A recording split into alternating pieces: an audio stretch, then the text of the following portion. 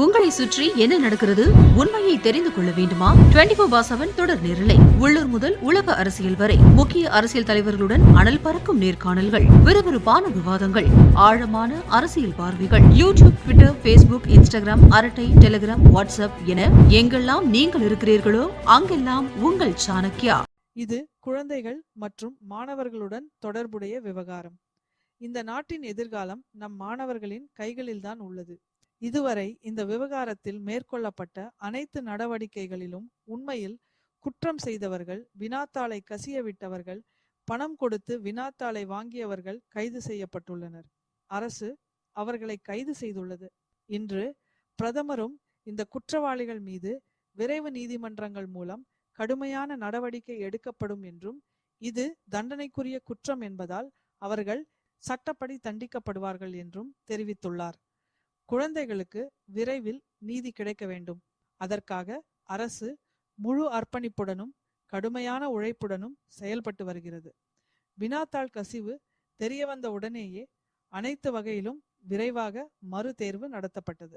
அதன் முடிவுகளும் உடனடியாக வெளியிடப்பட்டு மாணவர்கள் தொடர்ந்து படிப்பை மேற்கொள்வதற்கான ஏற்பாடுகளும் செய்யப்பட்டன.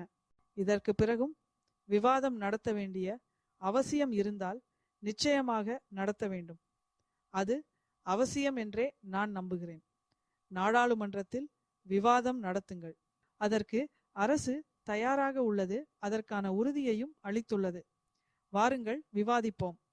முதலில் நாடாளுமன்றத்தில் விவாதம் வேண்டும் என்றார்கள். அதற்கு அரசு சம்மதித்தது. பிறகு இன்னொரு நிபந்தனை, அதன் பிறகு மேலும் ஒரு நிபந்தனை என்று தொடர்ந்து கூறிக்கொண்டே இருக்கிறார்கள். காங்கிரஸ் கட்சி தனது இடையூறு அரசியலை தொடர்வதற்கான அனைத்து முயற்சிகளையும் செய்து வருகிறது.